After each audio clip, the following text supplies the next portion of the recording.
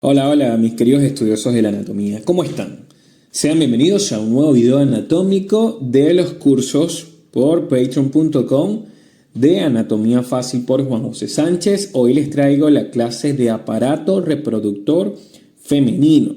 Recordándoles que estos videos no están subidos a YouTube, ya que, bueno, al ser contenido, digamos, de aparato reproductor, YouTube lo considera contenido explícito y bloquea los intentos de subirlo. Es por eso que decidí subirlo a Patreon. Vamos a ver en este curso de aparato locomotor 4 videos. Sí, comenzamos con aparato reproductor masculino, luego femenino, aunque puedes comenzar con cualquiera de los dos videos, no hay un orden en específico.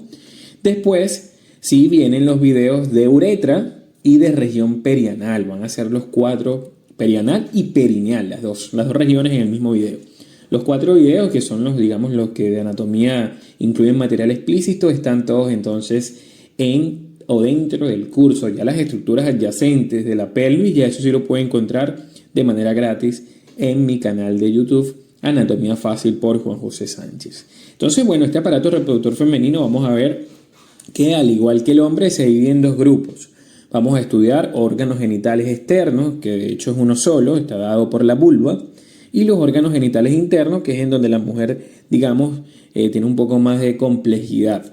Aquí vamos a encontrar o vamos a hablar de 4 estructuras, como lo es la vagina, el útero, las trompas de falopio y los ovarios. Vamos a comenzar entonces primero hablando de la vulva, que es el único representante de los órganos genitales externos femeninos. Recordándoles que en el hombre los órganos genitales externos eran el pene y eran el escroto como tal. Ok. Entonces, hablando de la vulva, vulva es lo que generalmente nosotros conocemos como vagina. ¿Ok? Es lo que generalmente nosotros llamamos vagina, aunque realmente la vagina es la cavidad como tal. Esto, el verdadero nombre es vulva, que es la, digamos, la parte externa del aparato reproductor femenino. De acuerdo a cada país, bueno, tiene unos nombres específicos, coloquial, alusivo a cada región, digamos, del mundo. Entonces, es importante aquí saber o recordar la posición anatómica. Recuerden que en la posición anatómica la persona está de pie, de manera que esto va a ser anterior y esto va a ser posterior. Sin embargo, las imágenes de vulva que les voy a mostrar aquí, todas son con una mujer acostada en posición ginecológica, con las piernas abiertas. Pero siempre, como debemos aplicarle la posición anatómica, esto pasaría a ser anterior, esta zona, y esto posterior. Nunca van a ver que yo les voy a hablar de esto de superior e inferior. Sin embargo, la vulva está dispuesta como de manera oblicua, de manera que esta región es anterior, pero es algo superior con respecto a esta, que es posterior, se sabe, pero también es algo inferior con respecto a esta. Entonces, lo primero que tienen que saber es eso, que se estudia como que si la persona estuviera de pie. Muy bien. Entonces, lo más anterior y, por cierto, lo más superior que vamos a ver que consideramos como vulva es la elevación que tienen todas las mujeres encima de la vulva, que denominamos monte del Venus. ¿Ok? Este monte del Venus es una elevación que contiene tejido graso y aquí vamos a ver que en la pubertad a la mujer se le comienza a llenar esa zona de vellos, unos vellos que tienen una implantación muy particular porque tienen una implantación de vello de tipo triangular en la mujer. ¿Ok? Se llama así, monte del Venus. Aquí vamos a encontrar tejido graso que se va a continuar con el tejido graso de los labios mayores, vamos a ver, y hacia abajo al de la región perineal y hacia arriba con el tejido graso de la región abdominal. De manera que por eso es que cualquier infección de tejido graso que esté a nivel del tejido adiposo abdominal va a pasar rápidamente o puede pasar rápidamente a los labios mayores, puede pasar rápidamente a la región perineal porque hay comunicación a través del monte del Venus. Entonces ahí no encontramos estructuras importantes más que tejido adiposo, tejido graso. Es como una almohadilla, algunas mujeres la tienen un poco más elevada, más agrandadas que otras, otras no tienen tanto desarrollo de monte del Venus. Muy bien. Luego seguimos descendiendo y vamos a empezar entonces desde lo más lateral hacia lo más medial. Vemos que la parte más lateral está dada por unas elevaciones que es como que si fuera la misma piel, que son los labios mayores. Es importante destacar que estos labios mayores son el análogo del escroto en el hombre. Es decir, son como el escroto pero de la mujer. Ojo, no los testículos, no lo confundan. Los testículos del análogo vendrían siendo los ovarios porque es la parte, digamos, reproductora como tal, la que forma los gametos. Esto es simplemente el escroto, la piel que cubre el testículo. El análogo son los labios mayores.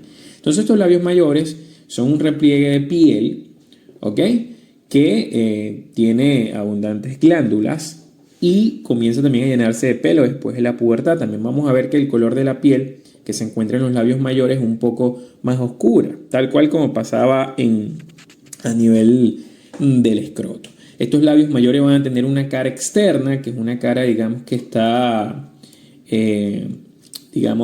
llena de epitelio de piel, de epitelio estratificado plano no queratinizado, que es el propio de la piel, y es la parte que tiene vello. Mientras que van a tener una cara interna, que es la que ve hacia el introito vaginal, hacia lo que llamamos la hendidura vulvar, esta zona. De manera que los labios mayores me van a delimitar hacia adentro una cavidad en forma más o menos romboidal, que es lo que denominamos la hendidura vulvar. Esa hendidura vulvar, que es todo lo que usted ve aquí rosadito, también se denomina hendidura pudenda. Es lo mismo, hendidura vulvar o hendidura pudenda. Es todo, incluye el clítoris con todos sus estructuras adyacentes, e incluye al introito vaginal como tal, e incluye a los labios menores y a todos los orificios que vamos a explicar ahorita. Entonces esos son los labios mayores. Los labios mayores, como son análogos al escroto, vamos a ver que tienen una inervación muy parecida. Vamos a ver la rama genital del nervio abdominogenital allí. Vamos a ver, en vez de tener el cordón espermático, tiene la terminación del ligamento redondo del útero, por ejemplo. También vamos a encontrar fibras musculares lisas allí. Y vemos, la inervación, como le dije, muy parecida. Se mete el nervio ilioinguinal y se mete la rama genital del nervio genitofemoral, nervio que vimos en el plexo lumbar. Muy bien.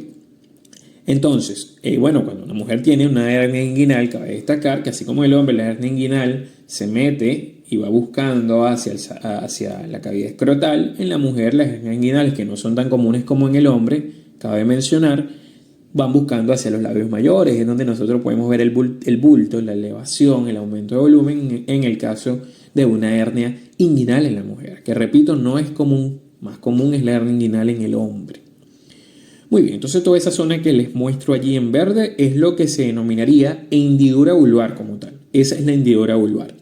Ok, vamos a ver que hacia la parte anterior los labios mayores se unen formando una comisura anterior. Recuerden que en anatomía las comisuras, que la vemos muchísimo, sobre todo cuando vemos los videos del sistema nervioso, estas comisuras son uniones de estructuras generalmente homólogas, derechas e izquierdas. Entonces aquí se está uniendo el labio mayor con el menor a través de la comisura anterior. Se discute mucho por los autores si existe comisura posterior, pero realmente no existe una comisura posterior como tal. Vean que los labios mayores aquí son anchos y aquí se van achicando. Ya cuando llegan a la parte posterior, se dice que ellos se unen por un repliegue, que es el que le dan el nombre de comisura posterior, pero se sabe que este repliegue de comisura posterior es una proyección hacia anterior del centro tendinoso del periné.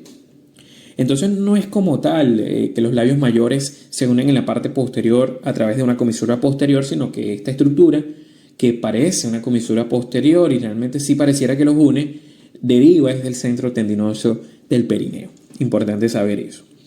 Con respecto a los labios menores, vemos que los labios menores están mediales a los labios mayores. Estos sí carecen totalmente de vellos, carecen del epitelio queratinizado propio de la piel, y vamos a ver que más bien es húmedo, es rosadito.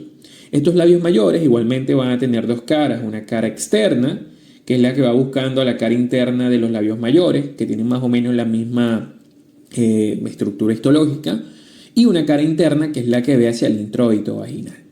Vamos a ver que hacia la parte posterior, ambos labios mayores primero se fusionan con la cara interna de los labios mayores. ¿Qué es lo que pasa? Aquí en la parte más, media y superior de la hendidura vulvar, vemos que hay separación clara entre la cara externa del labio menor y la cara interna del labio mayor. Pero a medida que comienza a descender, prácticamente se pierde. Aquí lo que pasa es que, la imagen no deja que se pueda hacer eso. Por aquí usted puede poner el dedo y puede separar el labio externo del labio menor con el del mayor. Pero aquí abajo se fusiona el labio menor con la cara interna del labio mayor. O sea, se fusionan. Aquí ya es inseparable el labio mayor y el labio menor. Entonces ambos labios menores se van a unir en la parte inferior a través de una estructura que queda por delante de la comisura posterior que les nombré. Recuerden que la comisura posterior va a ser piel, va a tener queratina, y el frenillo del labio, que así se llama la estructura, va a ser de la misma, digamos, textura, la misma constitución histológica que trae el labio menor. Entonces se unen en la parte posterior a través del frenillo de los labios. Ok, la cara externa, por su parte, en la parte superior, envuelve el clítoris, envuelve al cuerpo del clítoris y le forma lo que se conoce como el prepucio del clítoris. Fíjense que hasta ahora el prepucio del clítoris análogo al prepucio que tenemos que encontramos en los hombres. Eso entonces sería gracias a la cara externa de cada labio menor que se une a la cara externa del otro lado por delante y por encima del cuerpo del clítoris, formando ese prepucio del clítoris. Ahora, la cara interna por su parte se une a la cara interna del labio menor del otro lado, por debajo ahora del clítoris, formando el frenillo del clítoris. Entonces el frenillo deriva de la cara interna por debajo del clítoris, mientras que por su parte el prepucio es la cara externa por encima y por delante del clítoris. Muy bien. Luego tenemos el vestíbulo vaginal. Este vestíbulo vaginal es el introito vaginal como tal. Es el espacio que me queda ahora entre la cara interna de los labios menores. Recuerden que el espacio verde que les mostraba en un principio era la hendidura pudenda o hendidura vulvar. Esto ahora más específico es el vestíbulo vaginal. Este vestíbulo vaginal va a contener una serie de orificios. ¿Okay? Y aquí es donde la mujer se especializa un poco. Vamos a ver que hacia la parte más anterior encontramos el orificio externo de la uretra. En el hombre la uretra atraviesa el cuerpo esponjoso del pene, ¿sí? Termina en el glande del pene. Entonces la mujer, en vez de terminar en el cuerpo, digamos, esponjoso del clítoris, terminar en el glande del clítoris, no es así. En la mujer la uretra tiene un orificio aparte, independiente del clítoris. Este orificio externo de la uretra se encuentra por detrás del clítoris en posición anatómica, no por debajo, por detrás. Y cuando, hay mujeres que toca hacerle sondaje vesical, es muy importante siempre ubicar el orificio externo de la uretra. Tienen que con los dedos abrir bien la vagina porque frecuentemente los estudiantes se confunden. Y también a los médicos nos pasa que, puedes meter la sonda por la vagina o puedes empezar a estimular el clítoris con la sonda. ¿Okay? Entonces es muy importante ubicar siempre el orificio externo de la uretra. Se reconoce porque vamos a ver que es una zona de vertida elevada en donde sale ese orificio central, un orificio que es dilatable también. ¿Okay? Tiene esa particularidad como la uretra en general. Vamos a ver que posterior a él encontramos un orificio un poco más grande, que es el orificio vaginal. Este orificio es el que nos lleva a la vagina como tal, es el que comunica la vagina con el exterior. El orificio por donde sale el bebé en el parto es el orificio por donde entra el pene durante el coito. Este orificio, vamos a seguir. Lateral al orificio vaginal o entre el orificio vaginal y los labios internos, o la cara interna, de los labios menores, encontramos dos orificios. Estos orificios son los conductos de las glándulas vestibulares mayores, glándulas que vamos a estudiar en un ratico. Estas glándulas vestibulares mayores también son llamadas glándulas de Bartolino, las famosas glándulas de Bartolino, que son el análogo a las glándulas bulbouretrales o de Cowper. ¿Ok? Muy bien. Vamos a ver que existen dos orificios un poco más pequeños, que estos se encuentran entre el orificio vaginal y el orificio externo de la uretra, que son los conductos de las glándulas vestibulares menores. Estas glándulas vestibulares son estimuladas durante el coito, son presionadas y sueltan una sustancia que lubrica la vagina, le da un efecto algo baboso para, hacer un poco más efectivo el coito. Esa es la función de esos orificios y por qué se abren allí en el introito vaginal. Muy bien, vamos a encontrar también una depresión que está entre el orificio vaginal y abajo el frenillo de los labios menores. Y esta zona o esta fosa se llama la fosa vestibular. ¿Okay? Vamos a ver también importante reconocer en los bordes del orificio vaginal podemos encontrar, variable en cada mujer, las carúnculas himeniales. ¿Qué son las carúnculas himeniales? Son los restos que quedaron de las inserciones del himen. ¿Y qué es el himen? Bueno, el himen es una estructura que en la mujer virgen, la mujer que no ha tenido relaciones, es la que, sella la entrada al orificio vaginal. Esto es lo que se rompe Cuando obviamente el pene entra por primera vez en la vagina de una mujer, tiene que romper, a juro, el himen. Este himen puede tener varias formas. Por ejemplo, este himen que tiene forma de anillo es un himen anular. Este que tiene un tabique en el medio es un himen septado, porque es un septum, un tabique. Y este que tiene muchos tipos de huecos se llama himen fenestrado. Ya este es el himen abierto generalmente de una mujer que ha tenido relaciones sexuales. Sin embargo, digo general porque pueden haber casos de mujeres que no tengan presencia de himen y pareciera que la mujer fuese tenido relaciones sexuales cuando nunca ha tenido. Entonces es importante no siempre dejarnos guiar por el himen, sino por otras cosas que no vienen al caso, que es más desde el punto de vista de medicina legal. También se da el caso, una patología algo, digamos, que podemos ver en las mujeres, que es el himen imperforado. Son aquellas mujeres donde todo esto es una membrana. No hay perforación como tal y puede traer enfermedades, porque son mujeres que no se dan cuenta, porque el himen no se usa nunca, sino que cuando les toca el desarrollo nunca ven la menstruación, porque simplemente la sangre se queda acumulada en la vagina, se forma casi que un tapón de sangre, depende de cuánto tiempo tengas ese himen imperforado, y la solución es darle cirugía para abrir el himen y pueda haber comunicación entre la parte exterior, la parte externa y la propia cavidad vaginal. Eso es importante saberlo. Muy bien, seguimos entonces con la vulva. Vamos a estudiar un poco más profundidad de la misma. Recuerden que estamos hablando específicamente del órgano genital externo, el único órgano genital externo que tiene la mujer. Aquí en la vulva, bueno, importante, vamos a empezar hablando de la región más anterior, que es el clítoris. El clítoris, bueno, es, digamos, la parte de la vulva que se encarga de la erección y de que tiene la mayor sensibilidad dentro de la vagina. El clítoris es el análogo entonces del pene en el hombre. Vamos a ver que igualmente el clítoris comienza a través de dos raíces que se denominan la raíz de los cuerpos cavernosos. Estas raíces se agarran, se originan de las ramas ascendentes del isquion, pasando entonces por la rama descendente del pubis hasta llegar a la parte anterior de la sínfisis del pubis, donde se une a la raíz del cuerpo cavernoso del otro lado.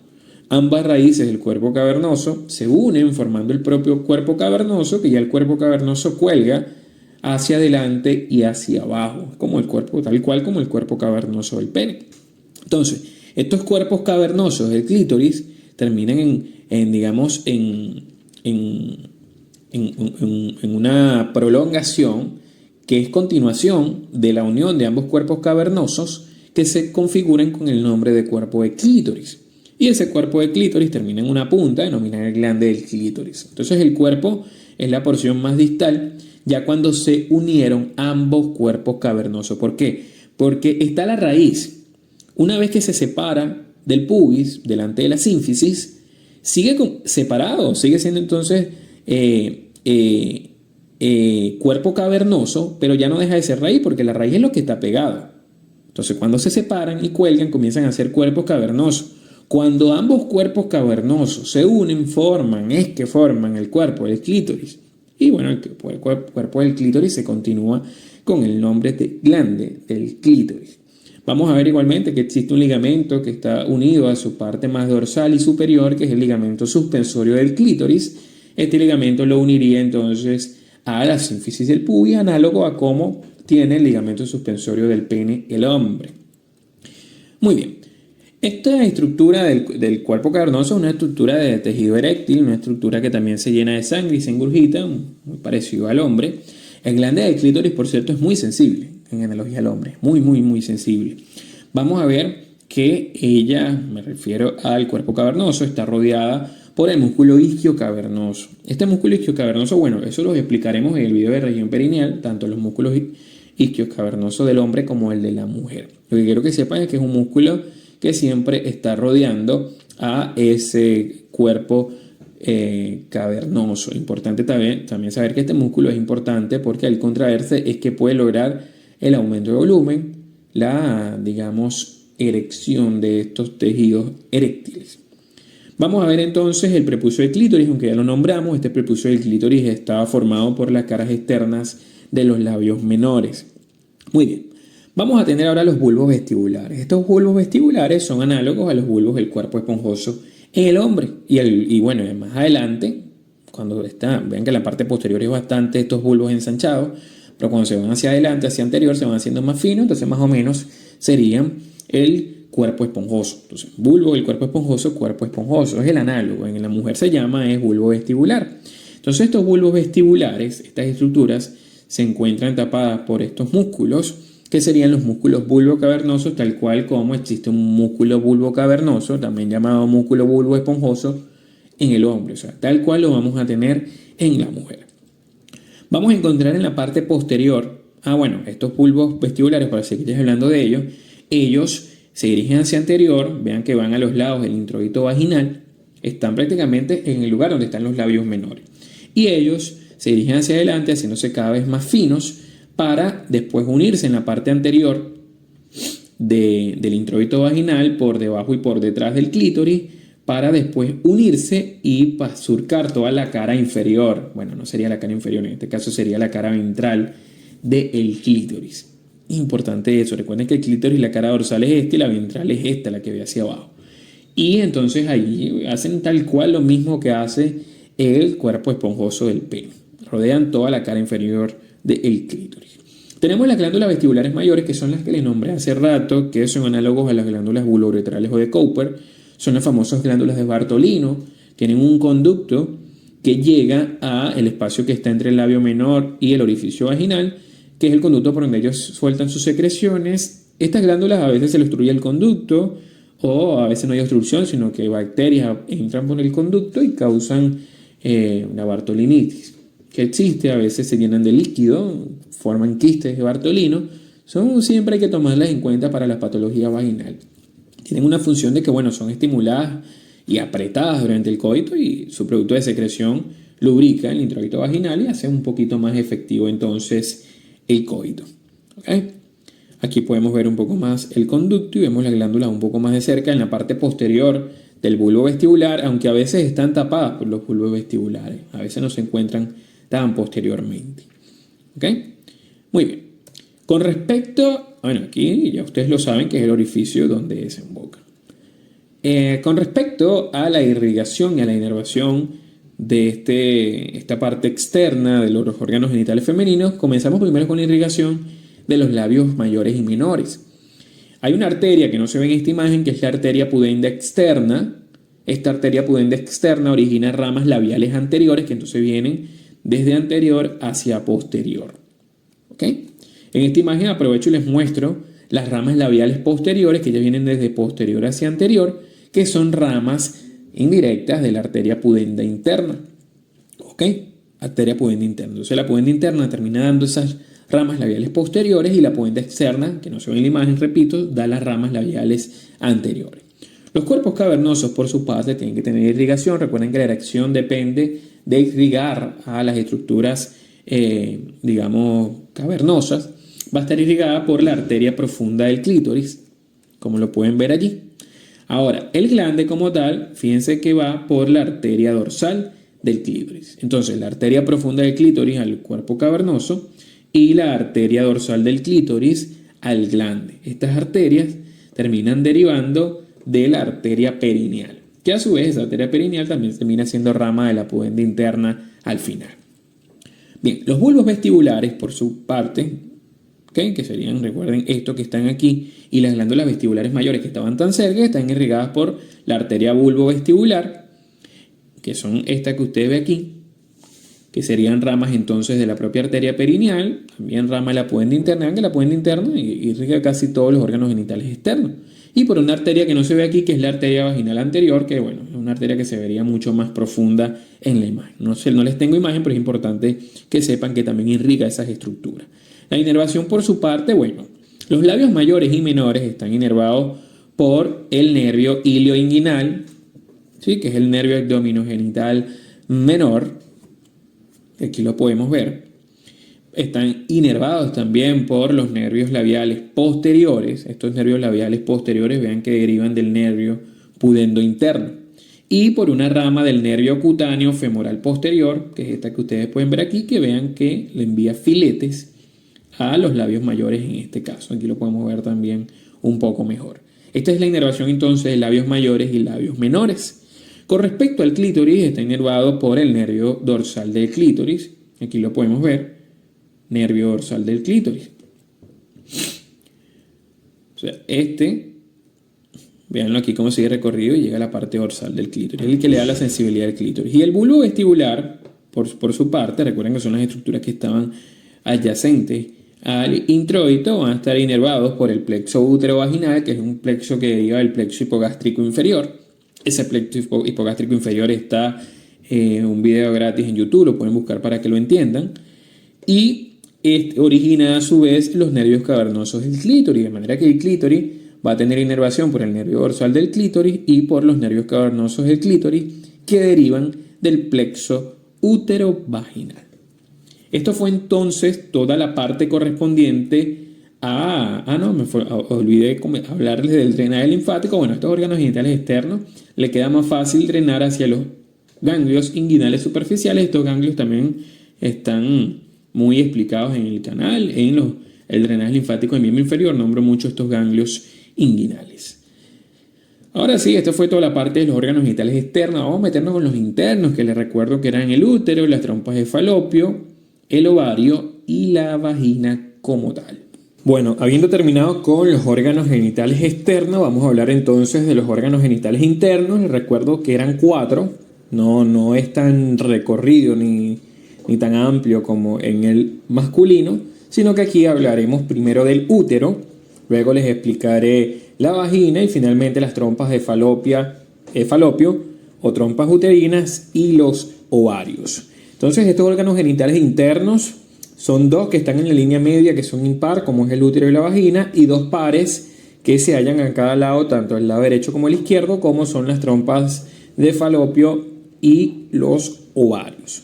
Comenzando entonces primero con este útero, vamos a ver que, digamos, la palabra médica para referirnos a útero muchas veces es ístero, ¿okay? Con H, o a veces usamos el prefijo metro. Uno deriva del romano, otro deriva del griego, de manera que cualquier palabra que tenga incluida la palabra ístero o que tenga incluida la palabra metro, probablemente es porque es algo alusivo o perteneciente al útero.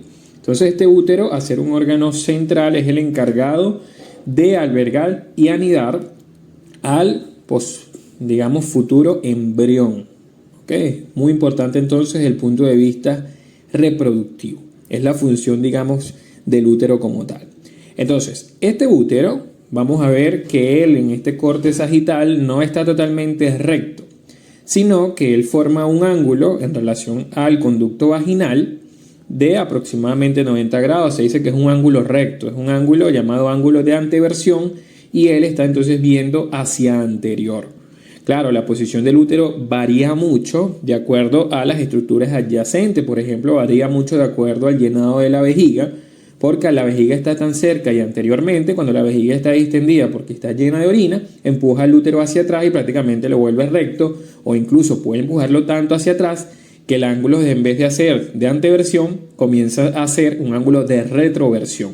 Igualmente, como hacia atrás tiene la parte final del colon sigmoides y ya del recto, entonces cuando hay aumento del volumen de alguna de estas estructuras, el útero es empujado hacia adelante. Pero en condiciones normales el útero es así como tú lo ves, que está en un ángulo de anteversión.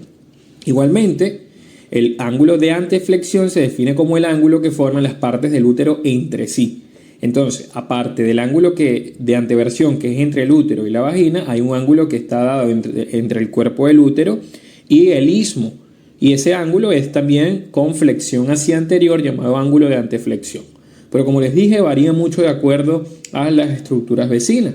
Por eso es que usted ve que a las personas, cuando generalmente le van a hacer, por ejemplo, un eco uterino, siempre se le pide a la paciente que no orine, sino que trate de retener la orina para que mientras haya llenado vesical se empuje el útero un poco hacia atrás, él quede vertical y sea más fácil verlo con el transductor del ecógrafo. Es solamente por eso, una cuestión anatómica.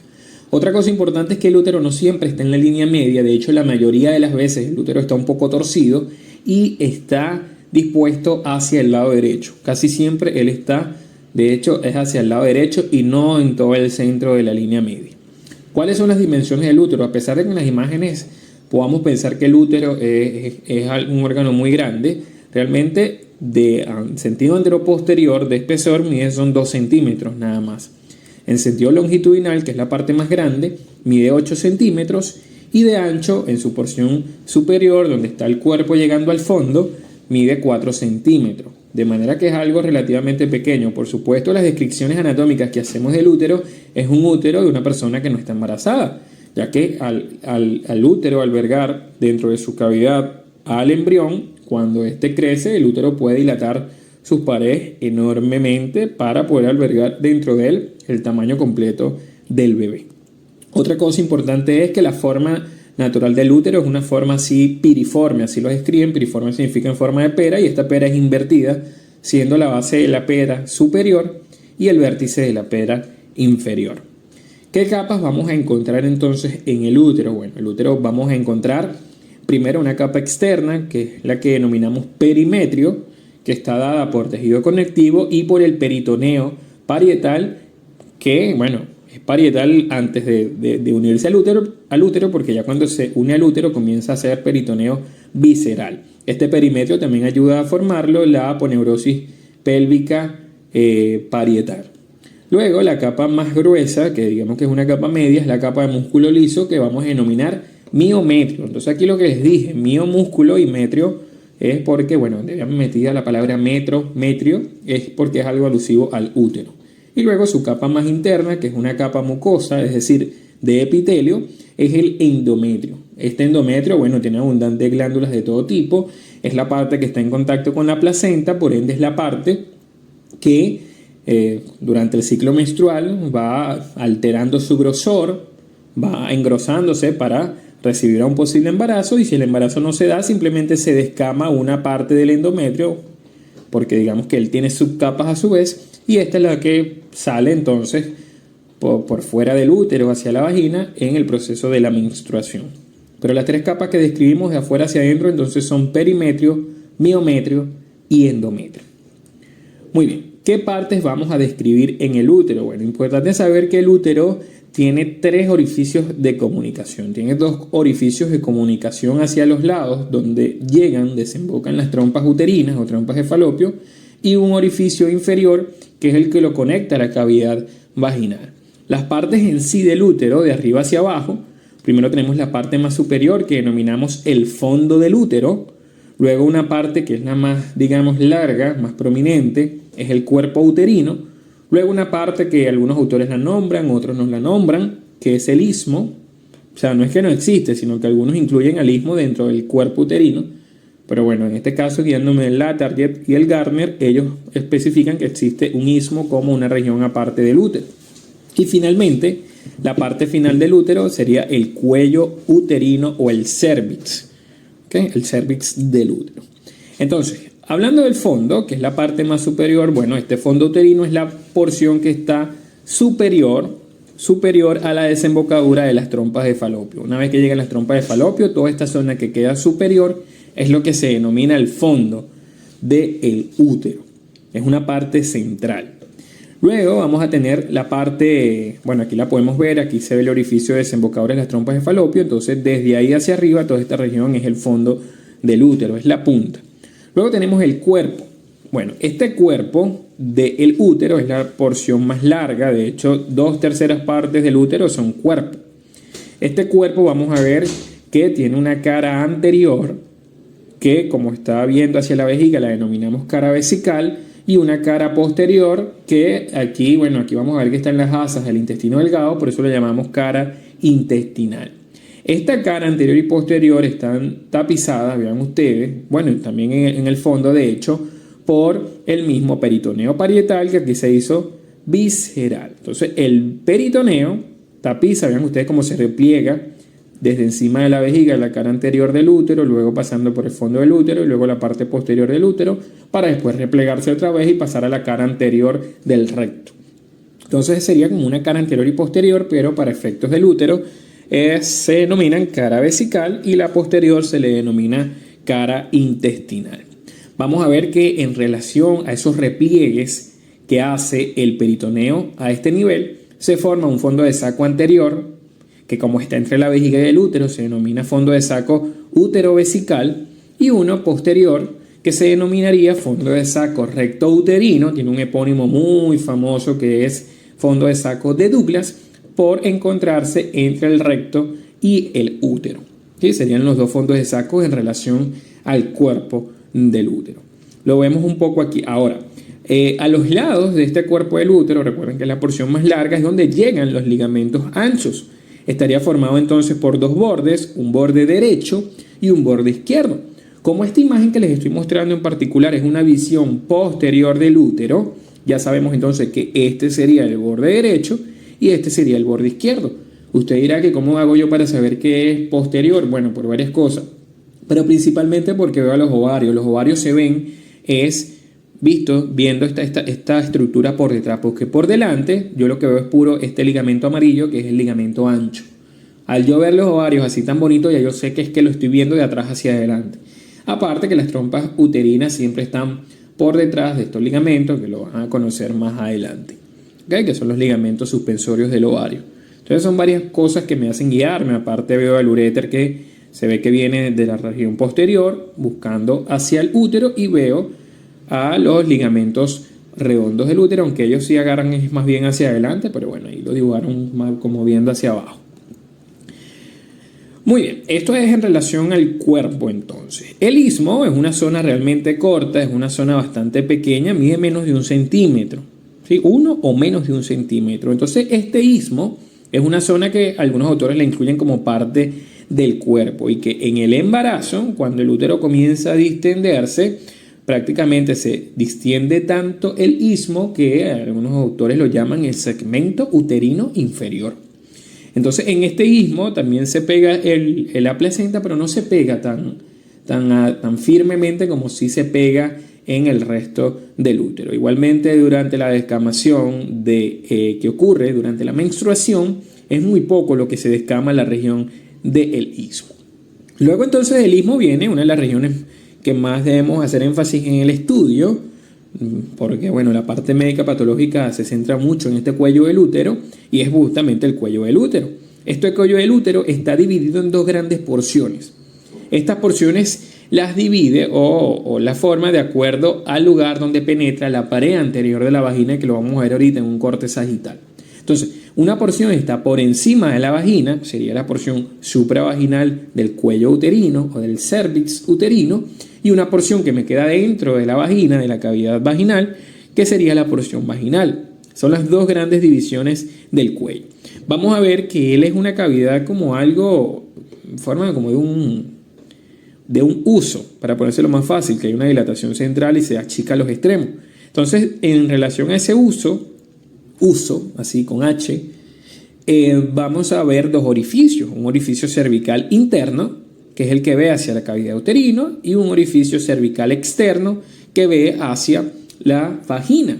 A veces lo abrevian como OCI, significa orificio cervical interno, y a este lo ponen como OCE, orificio cervical externo. Por supuesto, cuando yo le hago un examen físico a una paciente que tengo que hacerle el tacto, por ejemplo, cuando va a parir, o cuando yo quiero ver la permeabilidad del cuello uterino, casi siempre lo que yo reporto en la historia es el OCE, porque es el que puedo ver si hago una especuloscopia y es el que puedo tocar con el dedo, ¿sí? Nunca vas a llegar el dedo tan arriba, es muy difícil llegarlo tan arriba. Muy bien. Bueno, aquí lo podemos ver otra vez más. Vean la vagina, esta sería la pared anterior de la vagina. Vean que la pared anterior de la vagina es la que es interrumpida por el útero. La pared posterior sigue indemne. Entonces, esa pared anterior, como es la que es interrumpida por el útero, es la que me va a determinar la zona que queda por encima de ella, porción supravaginal, y la zona que me queda por debajo de ella, metida dentro de la vagina, es la porción vaginal. ¿Okay? Porción supravaginal y porción vaginal.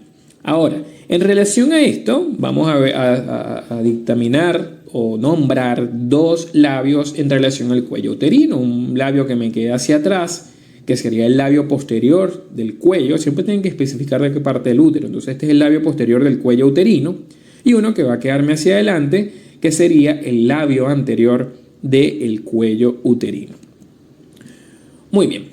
Seguimos entonces hablando del útero, ya conocimos sus partes. Vamos a ver entonces la cavidad uterina como tal. Les había dicho que él tiene una forma piriforme. Este útero en sentido anteroposterior, recuerden que mide apenas 2 centímetros, entonces es algo aplanado en sentido anteroposterior. De hecho, se dice que prácticamente sus paredes están muy cerca, casi pegadas la anterior con la posterior. ¿Ok? Eso hace entonces que el útero tenga, digamos, unas estriaciones transversales, específicamente a nivel del cuello, llamados pliegues. ¿Ok? Estos pliegues están en sentido anterior y en sentido posterior. ¿Por qué son importantes esos pliegues? Esos pliegues llamados pliegues palmeados, me estoy refiriendo a esto, de hecho, los pliegues palmeados. Bueno, disculpen. Los pliegues anterior y posterior son unos pliegues longitudinales, así como este que vemos en la parte posterior. Y imagínense uno igual a esto en la parte anterior. A los lados, estos que salen hacia los lados en sentido oblicuo, esos son los pliegues palmeados, los oblicuos.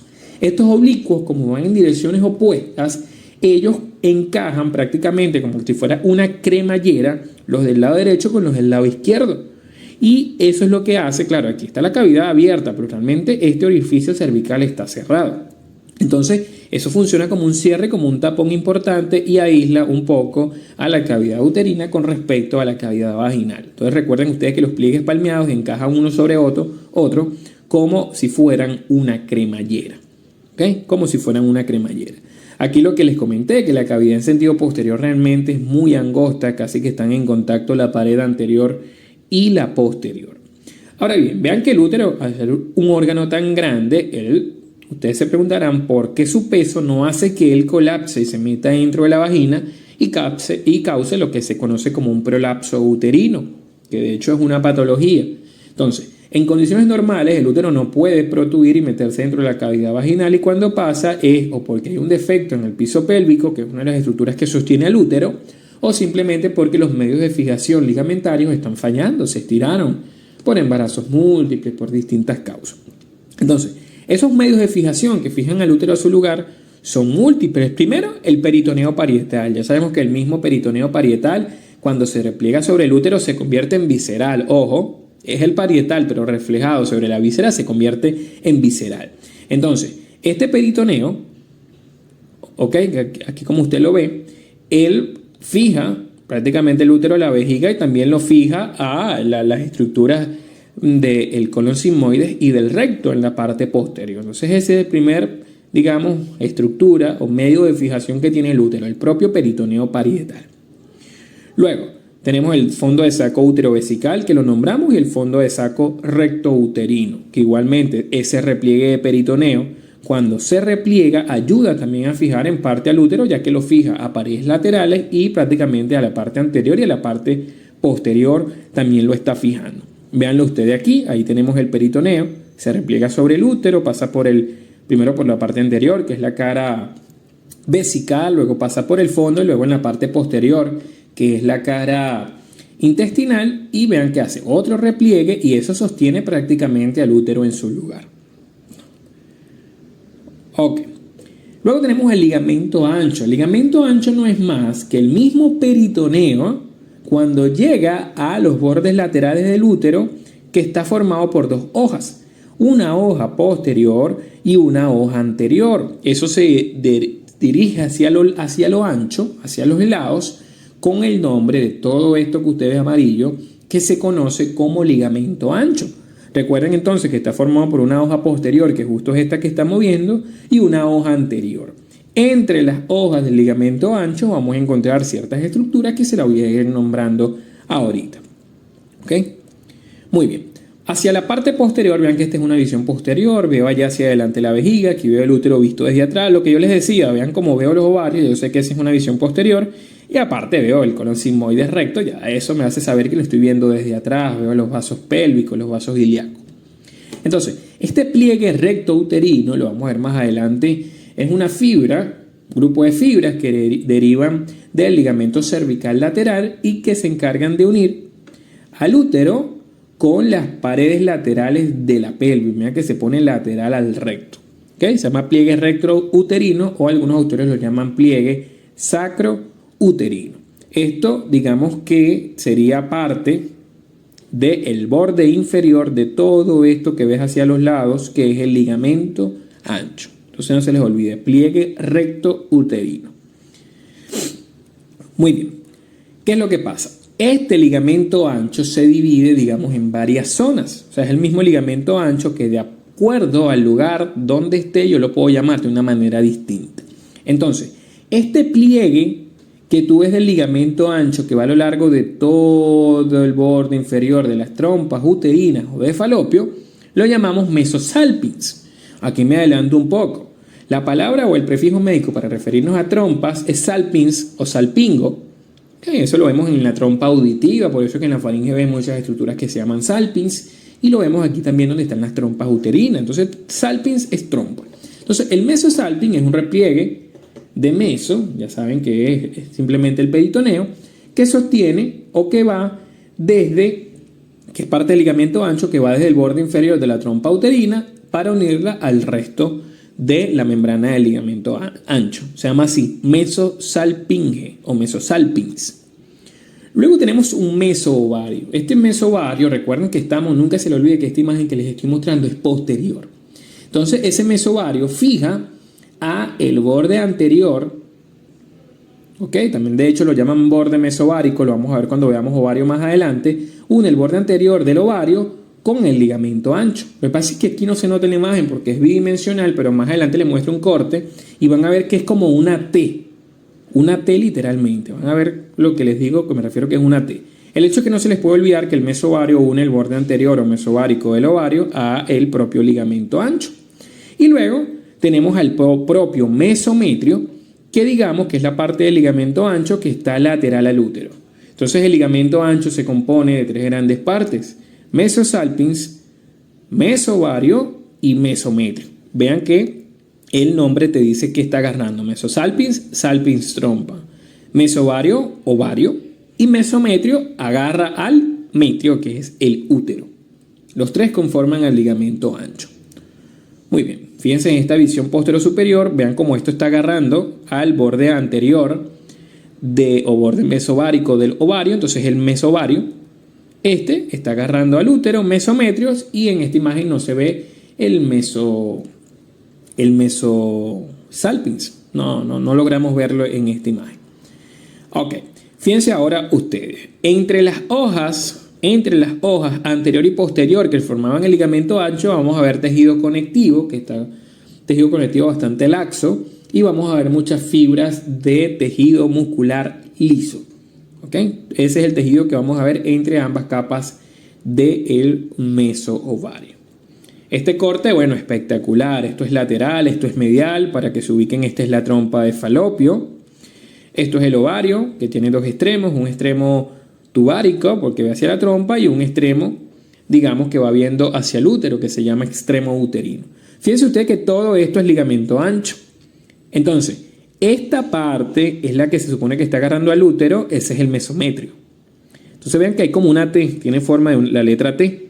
El palito de abajo de la T es el que va del ligamento ancho hasta el ovario. Entonces toda esta zona es mesovario. Y este que va del ligamento ancho a la trompa de falopio, mesosalpinx. Entonces, mesosalpinx, mesoovario, y este sería el mesometrio como tal.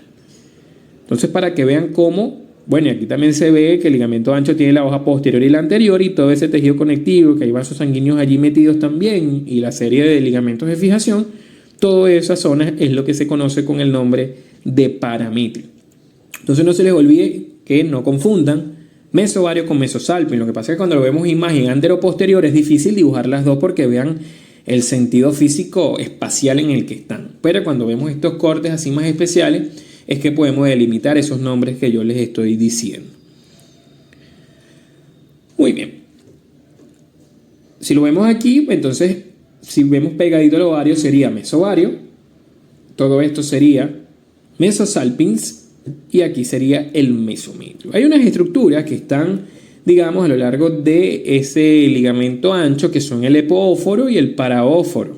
Sí, ese epóforo es un conducto que vamos a ver que sigue el recorrido de la trompa de falopio, pero está metido dentro del ligamento ancho, que está unida por una serie de conductos que van buscando hacia el ovario. ¿Okay? El paraóforo no se ve en esta imagen porque dicen que es una estructura que se encuentra por dentro del epóforo. Estas son estructuras que son vestigios de, digamos, de estructuras desde el punto de vista embriológico. ¿Okay? Este epóforo y este paraóforo. No le vamos a dar, digamos, tanta cabida desde el punto de vista anatómico. Otro medio de fijación muy importante, esta es una visión anterior. ¿Por qué sé que es anterior? Primero porque veo la vagina. Segundo, porque veo que el ligamento redondo agarra hacia adelante, que él va buscando hacia adelante, porque recuerden que el ligamento redondo más o menos es el análogo al cordón espermático. Para que no se les olvide nunca, más o menos sigue el recorrido de el conducto deferente en el hombre. Entonces él va buscando el conducto inguinal, es decir, va buscando hacia adelante. Aparte que veo aquí, no veo el ovario, lo que yo les dije. Veo nada más la parte anterior del ligamento ancho. Como no veo el ovario, yo sé que es anterior. Aquí sí veo el ovario porque es que con una pinza lo están agarrando desde atrás. Pero si estuviera normal, vean cómo no se ve el ovario. Entonces ya eso me hace pensar que esta es una imagen anterior. Ok, los ligamentos redondos del útero es un ligamento fibroso que viene de la parte más inferior y anterior de la desembocadura de la trompa de falopio en el ovario, que se dirige hacia abajo y hacia adelante. Aquí lo podemos ver un poco mejor, de abajo hacia adelante, que se encuentra, por cierto, entre las hojas del ligamento ancho, se dirige hacia adelante, cruza a los vasos ilíacos, ¿okay? Vasos ilíacos externos, lo que es la vena ilíaca externa y la arteria ilíaca externa, buscando el orificio inguinal profundo. Allí le hace un doble, vean, como le hace como un cruce a los vasos epigástricos inferiores. Entonces, este ligamento redondo del útero finalmente pasa por el conducto inguinal, aquí lo podemos ver, y llega a los labios mayores de la vagina. Por eso que se dice que es el análogo al cordón espermático en el hombre. Ok, otro medio de fijación bastante importante que tiene el útero es el ligamento cervical lateral, muy importante desde el punto de vista quirúrgico. También lo llaman ligamento cardinal porque él va hacia el cuello uterino, desde las porciones laterales de la pelvis, vean que se origina en la fascia pélvica, pero la importancia de él radica en que él contiene la arteria uterina. Entonces en cirugía, cuando toca hacer una histerectomía, que así se llama el proceso de extirpación quirúrgica del útero, lo que dicen por ahí comúnmente que le quitaron la matriz, es una histerectomía. Hay que tener mucho cuidado porque la arteria uterina está en el ligamento cardinal y hay que ligarla para evitar hemorragias. También es importante que este ligamento que les estoy hablando en cuestión, cardinal, está en estrecha relación con esto, que eso es el uréter. Por eso es que una de las cosas que tú debes evitar siempre a la hora de ligar las arterias uterinas en la cirugía es no dañar el uréter porque está demasiado cerca, es muy fácil lesionarlo. De hecho, una de las principales complicaciones de la histerectomía, daño del uréter. Aquí lo podemos ver un poco mejor, vemos el ligamento cervical lateral, viene de las paredes pélvicas y en él vean cómo contiene a la arteria uterina como tal. Fíjense, seguimos con los ligamentos de fijación. Ya habíamos hablado de este, que es el ligamento rectouterino o uterosacro, también lo llaman, que él deriva o tiene conexión, mejor dicho, no es que deriva, tiene conexión con el ligamento cervical lateral y va formando pliegues laterales hacia la parte posterior buscando al sacro. ¿Okay? Bueno, aquí entonces terminamos todo con lo que corresponde al útero. Ya hablamos hasta de su medio de fijación. Lo único que les debo es la irrigación y el drenaje venoso, pero les voy a explicar primero todas las estructuras internas y finalmente les explicaré cómo es la irrigación y el drenaje venoso de cada una de ellas. Muy bien, pasamos ahora a la vagina. La vagina es importante ya que, bueno, primero sirve como canal de parto, ya que hay una comunicación directa con el útero y aparte sirve como órgano de la copulación, ¿okay? Órgano del acto sexual. Esta vagina, que eso sí es la cavidad, recuerden que lo anterior era la vulva, lo que estaba aquí, lo que generalmente las personas llaman vagina es vulva. La vagina es el orificio como tal, bueno, el orificio no el túnel como tal. Entonces, esa vagina se describe en dos paredes. Una pared anterior que es más corta, porque yo les dije que estaba interrumpida con la llegada del útero, que mide 7,5 centímetros. Y una pared posterior un poco más larga que puede llegar a medir 9 centímetros. ¿Ok? Bien, hacia los lados se describen unas paredes laterales, pero casi siempre lo que recobra mayor importancia son las paredes anterior y la pared posterior. Esta pared también tienden a estar muy cerca, casi en contacto, cuando la vagina no tiene ningún objeto, digamos, a sus adentros. Bien, tenemos entonces los fondos de saco anterior y posterior. Ojo, estos son fondos de saco vaginales. Tenemos el fondo de saco anterior, que está entre el labio anterior del útero y la pared anterior de la vagina, y el fondo de saco posterior, que es más profundo, que estaría entre el labio posterior del cuello uterino y la pared posterior de la vagina. Es importante este fondo de saco posterior porque a través del contacto yo puedo tocar lo que sea que haya a nivel del fondo de saco de Douglas, que es el fondo de saco recto uterino. Y entonces a través de él yo puedo, muchas patologías a veces las diagnostico tocando a este nivel. ¿Sí? Cualquier estructura, sobre todo líquido que hay aquí, yo la puedo denotar desde el fondo de saco posterior de la vagina. Muy importante saber eso. Visto entonces desde aquí podemos ver, aparte del fondo de saco posterior y anterior, en relación a las paredes laterales, los fondos de sacos laterales. Así se denomina fondo de saco lateral. Importante que vean que la vagina tiene unas rugosidades en sentido lateral que se llaman crestas vaginales. Así tal cual se llaman, crestas vaginales. Tienen otro nombre también, arrugas, creo que es vagina. Tienen otro nombre, no me llega en este momento. Pero bueno, el nombre que van a encontrar en la mayoría de los libros nuevos es crestas vaginales. Vamos a ver igual que estas crestas, en relación a estas crestas existe una elevación posterior llamada columna rugosa posterior y una anterior llamada columna rugosa anterior. Sin embargo, después del parto, estas crestas tienden a desaparecer. Así como también después del parto tienden a desaparecer los pliegues palmeados que encontrábamos a nivel del cuello uterino. Esos pliegues palmeados también son llamados el famoso árbol de la vida, por cierto. Se me olvidó comentárselos en su momento.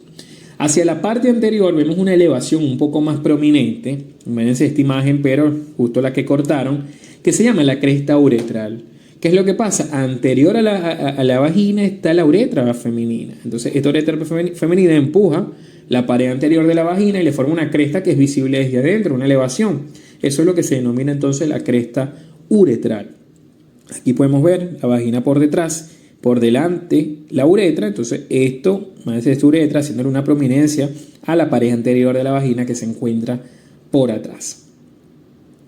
Ok. Luego tenemos lo que es el himen, que ya sabemos que el himen es una estructura tabicada que lo que hace es separarme el introito vaginal de la propia cavidad vaginal como tal, que es la que yo les explicaba que se rompía cuando la mujer hacía el primer acto o la primera relación sexual. ¿Qué relaciones va a tener esta vagina? Bueno, vamos a ver que una relación bastante importante anterior es la uretra. Bueno, tan relacionadas están que de hecho le forma la cresta uretral a su pared anterior.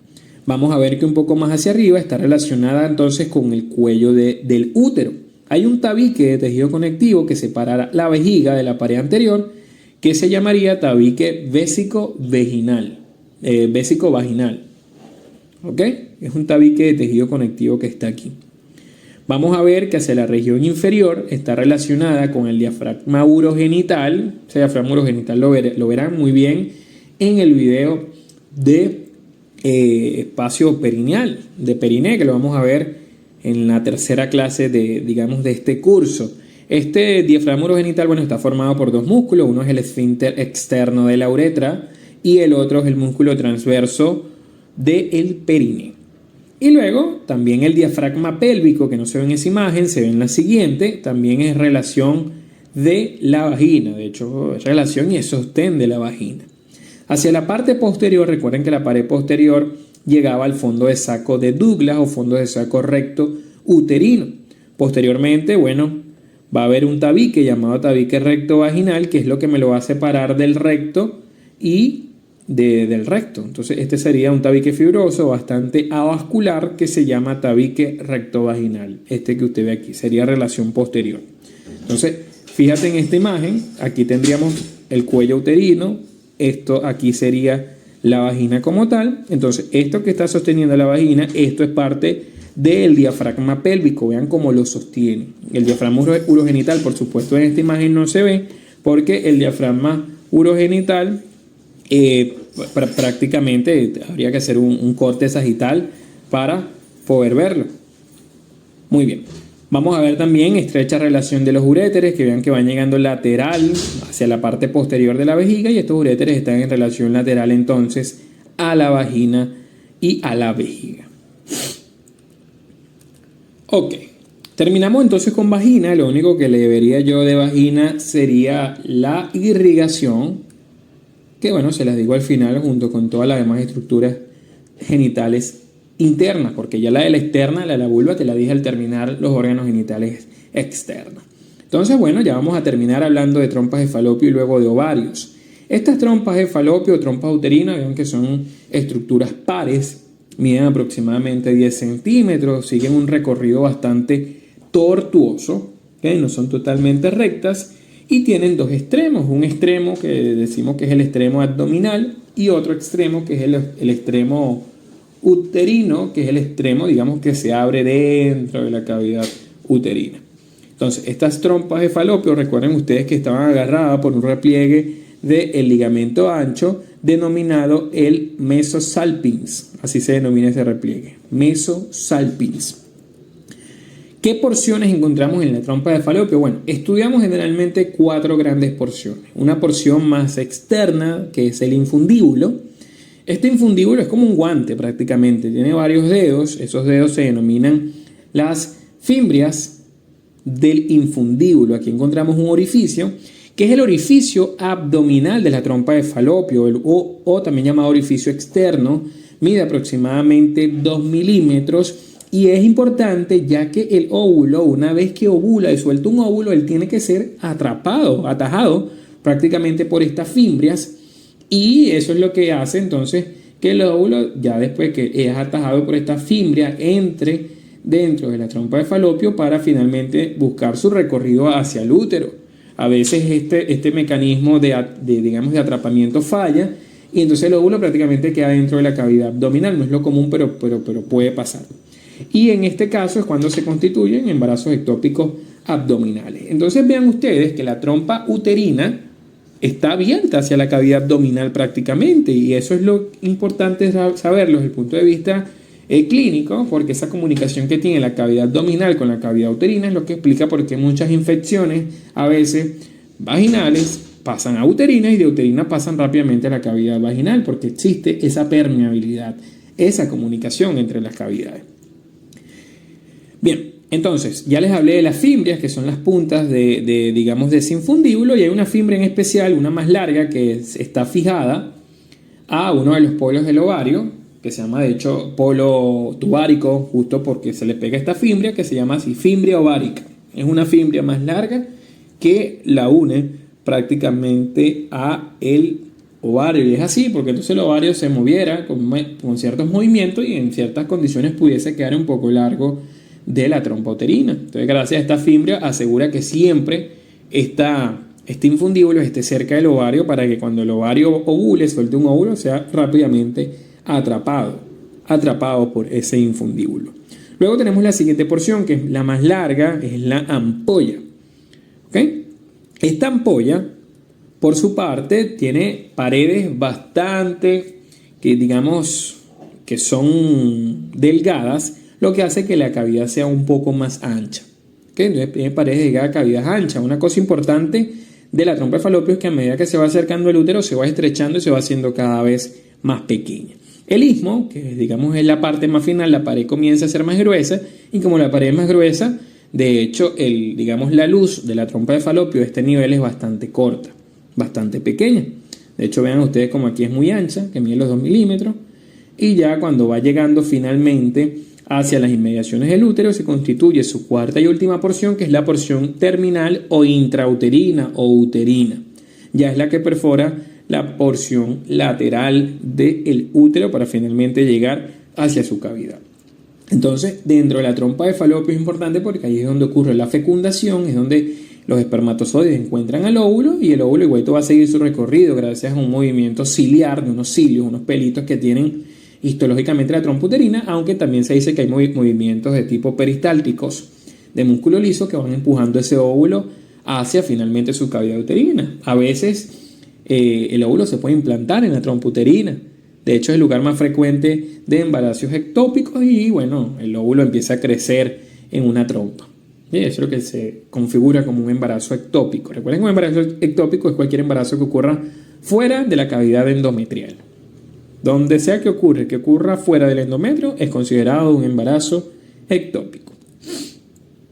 Ahora, ese orificio terminal de la trompa de falopio, que es el que llega a la cavidad uterina, es un orificio más pequeño que lo que mide es 1 milímetro.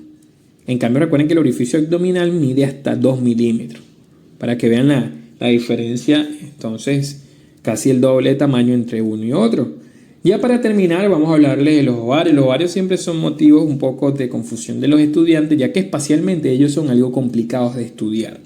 Lo que nunca se les puede olvidar es que el ovario se encuentra en la región posterior del ligamento ancho. Cuando yo veo desde adelante un útero, no veo a los ovarios en posición anatómica, no los puedo ver. Para estudiar el ovario tengo que ver el útero o desde arriba, como es el caso de esta imagen, o verlo desde atrás. Es la manera de yo poder estudiar los ovarios. Estos ovarios son los análogos a los testículos en el hombre. Funcionan como glándulas exocrinas porque sueltan un óvulo, ¿sí? Así como el testículo es exocrino porque suelta un espermatozoide, pero también los ovarios funcionan como glándula endocrina porque sueltan hormonas. De entre ellas, la hormona folicular, que es, secretada por los folículos, llamada también los estrógenos, que es quien le da las características sexuales secundarias a la mujer, la que hacen que la mujer se pongan tan bonitas, tan frondosas, son los estrógenos. También aquí existe un cuerpo lúteo, que yo debería hacer videos de ciclo menstrual. Vamos a ver si me lo propongo en lo que termine anatomía. Entonces, este cuerpo lúteo es el que secreta la progesterona, que es una hormona bastante importante para el posterior embarazo, que aumenta mucho, en la segunda parte del ciclo menstrual, porque es la parte del ciclo menstrual en donde puede haber o no un embarazo. Por eso es que aumenta la progesterona. Y si se constituye el embarazo, la progesterona aumenta a niveles enormes casi hasta el final del embarazo. Hay una tercera hormona que secreta el ovario, que es la hormona relaxina, una hormona que es importante porque es el que hace que el útero se mantenga relajado y que no haya una contracción prematura durante el embarazo. Y esta hormona relaxina también tiene una función importante en la relajación de las articulaciones pélvicas, como la sacrococcígea, que ayudan a que la cabeza del bebé pueda pasar. Entonces fíjense que tiene y yo te nombré nada más 3 que son las más importantes, pero tiene de hecho un arsenal de hormonas bastante amplio el ovario, y esto hace que entonces también sea un órgano endocrino. Así como el testículo también tiene un arsenal de hormonas, que les hablaba que la más importante era la testosterona. Entonces, sin duda, estos son los testículos, pero de la mujer. La diferencia es que estos ovarios se encuentran dentro de la cavidad abdominal prácticamente. En cambio, los testículos ya sabemos que están abajo en un saco escrotal. Muy bien. Estos ovarios entonces se encuentran en un plano lateral, más o menos a nivel de la espina ilíaca antero-superior. Es el sitio anatómico poquito medial a él, donde yo puedo ubicar a los ovarios. Ellos miden aproximadamente 2.5 a 4 centímetros en su eje mayor y en promedio pesan 7 gramos. ¿Okay? Cuando es una mujer que no ha menstruado nunca, los ovarios son rosaditos y son lisos, mientras que cuando ella es una mujer que hizo su primera menstruación, estos comienzan a ponerse grisáceos y le comienzan a salir como unas rugosidades que son como unas cicatrices que se forman con cada menstruación. También cabe acotar que ellos, cuando la mujer ya pasa la etapa reproductiva, ellos comienzan a involucionar, así como involucionan todos los órganos del aparato sexual femenino. Entonces, el eje mayor es un eje longitudinal, es un eje vertical. Lo voy a tratar de diagramar para que no se confundan, porque aquí es donde los estudiantes fallan siempre en los bordes, las caras y los extremos del ovario. Primero, el ovario se estudia de manera longitudinal, así como está, una parte superior y una inferior. Pero él no es tan longitudinal, es como si fuera un huevo parado, o sea, más o menos, vean que tiene una forma ovoide como un huevo, pero él está realmente es oblicuo, con el polo superior viendo un poco hacia lateral y el polo inferior viendo un poco hacia medial. Pero de todas maneras se lo voy a mostrar así para que no se confundan mucho. Entonces, en relación a esto, ¿ok? Si lo estoy viendo en posición anatómica de frente, imagínense que yo hice imagínense que yo lo estoy viendo así de frente, en posición anatómica. En relación a esto va a tener 2 bordes. Un borde anterior, que en este borde anterior, como se inserta el mesovario, como vamos a ver ahorita, también lo denomino borde mesoovárico. Y un borde posterior, no soy tan bueno dibujando, pero más o menos entienden que esta es la parte, como que si yo cortara eso por la mitad. ¿Ok? Entonces, este borde posterior sería un borde libre porque no se inserta nadie. Entonces, borde anterior o mesovárico y borde posterior. Eso, digamos, me va a condicionar dos caras. Una cara interna o cara medial, que sería esta, y una cara externa o cara lateral, que sería esta. Es como que usted cortara en sentido anterior o posterior el huevo y le quedara dos mitades, una mitad derecha y una mitad izquierda. Entonces, borde anterior o mesovárico, siempre es el que ve hacia anterior, es donde se inserta el mesovario, y un borde posterior que es libre. Una cara interna y una cara externa. Hasta ahora fácil. Entonces, además de esos bordes y esas caras, va a tener dos extremos. Un extremo superior, que es donde se agarra la fimbria ovárica, es el que está mirando hacia la trompa uterina. Ese sería el borde tubárico. Y un borde que va viendo entonces hacia el útero, que se denomina el borde uterino. Esas son las dimensiones o las relaciones espaciales del ovario. Vamos a verlo aquí en vivo, lo estamos viendo desde posterior. ¿Ok? Desde posterior. Entonces, fíjense ustedes, aquí lo tenemos. Vean los dos extremos para no confundirnos. Un extremo que está viendo hacia el útero. Ese sería el extremo uterino. Vean que de ese extremo sale un ligamento denominado ligamento ovárico. Sale específicamente del extremo uterino. Es quien fija entonces el ovario a la parte lateral del útero, específicamente postero-inferior a la desembocadura de la trompa de falopio. Entonces, quien se encuentra antero-inferior es el ligamento redondo del útero. Y quien se encuentra postero-inferior es la llegada del ligamento ovárico. No me confundan el ligamento redondo del útero, que ya no lo vamos a tocar más porque ya lo hablamos en útero, a este ligamento ovárico. Ese es el que está entonces en su extremo uterino. El extremo tubárico, bueno, es donde se agarra la fimbria tubárica. Es donde se agarra específicamente la punta de la trompa de falopio, como lo puedes ver aquí. Bien, luego tenemos dos bordes. Un borde, que es este, que es anterior. Recuerden que lo estoy viendo desde atrás, entonces lo que me queda hacia allá hacia adelante es anterior. Entonces, este borde, que es donde se está agarrando el mesovario, sería el borde anterior. ¿Ok? Importante porque ahí, además de agarrarse el mesovario, dentro del mesovario es donde estaban los vasos sanguíneos que irrigan a todas estas estructuras. Entonces, los vasos sanguíneos que irrigan al ovario penetran por ese mesovario, por eso es que esa zona se le denomina también el hilio del ovario. Recuerden que el hilio no es más que la zona de cualquier órgano por donde entran o salen estructuras de él. Entonces, las estructuras vasculares que entran y salen llegan por ese borde anterior o mesovario. Mientras que el borde posterior mira hacia atrás y es algo libre.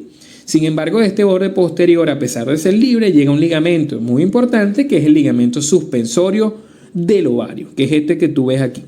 Además, sí, ligamento suspensorio del ovario. No lo confundas con este es el uréter, este es el pliegue recto uterino y este es el ligamento suspensorio del ovario. Ese ligamento suspensorio del ovario es importante porque él es el que contiene los vasos ováricos, que es la arteria ovárica o arteria gonadal y la vena ovárica. ¿Se acuerdan que el hombre tenía una arteria gonadal que se llama testicular, que iba buscando el conducto inguinal? Bueno, en la mujer se llama arteria ovárica y está metido dentro del ligamento suspensorio del ovario. ¿En qué parte del ovario llega específicamente? Llega al borde libre. Entonces vamos a tener dos caras, una cara interna y una cara externa. Esas sí se las voy a mostrar en otra imagen un poquito mejor. Entonces, en la cara interna, que es la que ve hacia medial, que sería esta que se ve aquí oscuro, no se puede ver completamente, ahí lo que vamos a encontrar es prácticamente la desembocadura de las asas. Bueno, la desembocadura no, las asas del intestino delgado, específicamente las asas del ilion, que son las que llegan tan abajo. Y además es la cara que está viendo en parte hacia las trompas de falopio. Mientras que la cara externa lo que está es en contacto con el peritoneo parietal en una fosa que se encuentra a ese nivel, que se llama fosa ovárica. Sé que no lo van a entender bien viendo esta imagen, entonces les voy a mostrar otra, a ver si lo entienden un poco mejor. Vean ustedes, la cara interna, que es esta, vean que recuerden que esto es interno porque ve hacia medial, en relación a las trompas de falopio, como les dije, y aparte es aquí donde están las asas del ilion. La cara externa es la que está viendo para allá, que está descansando sobre el peritoneo parietal, en este caso el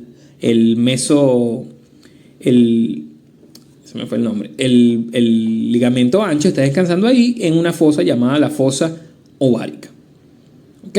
Entonces, este borde, recuerden que lo estoy viendo desde atrás, porque estoy viendo el ovario, este borde que ve hacia adelante, donde se agarra El mesoovario, y vean que penetra en los vasos ováricos, sería el borde mesovárico o anterior. Por eso es que le dije que se denominaba también el hilo ovárico, porque vean que llegan los vasos ováricos. Mientras que este borde posterior, vean que es bastante libre. Vean que en el extremo uterino llega entonces el ligamento ovárico, mientras que este, que sería su extremo tubario, llega a la fimbria ovárica. Este ligamento que está aquí, mira, viene en relación al borde libre, que es el posterior, y allí llega este ligamento, que es el ligamento suspensorio del ovario, que vean quién es quien trae a los vasos ováricos como tal. Visto desde aquí, espectacular, recuerden que esto es como posterolateral y esto es anterior. Entonces vean, este sería borde libre, borde anterior, que es donde llega el mesovario. Vean todos los vasos ováricos, que son los que van a formar el hilio. Esta cara sería la cara interna en relación a la trompa de falopio y a las asas del ilion. Y toda esta cara que ven hacia acá metida sería la cara externa, que vean que lo que está en contacto es con peritoneo y alojan o conforman una fosa llamada la fosa ovárica. Este sería el extremo tubárico y este es el extremo que claramente va buscando al útero, que estaría acá pero cortado, que es el extremo uterino. Espero que hayan entendido bien esta disposición y no se confundan más, porque de verdad los estudiantes confunden mucho esta disposición anatómica de los ovarios. ¿Cómo se fija el ovario? Bueno, yo creo que ya todo lo que se fija el ovario lo conocen. Hablamos del mesovario en su borde anterior. Fíjense allí. Hablamos del ligamento suspensorio del ovario en su borde libre. ¿Ok? Hablamos del ligamento ovárico en el extremo uterino. Ayuda a sostenerlo, este es fibroso. Ahí no vamos a encontrar vasos sanguíneos ni nada, es una estructura fibrosa. Y aquí lo podemos ver igual, pero de otra manera, el ligamento suspensorio del ovario. Aquí vemos el ligamento ovárico.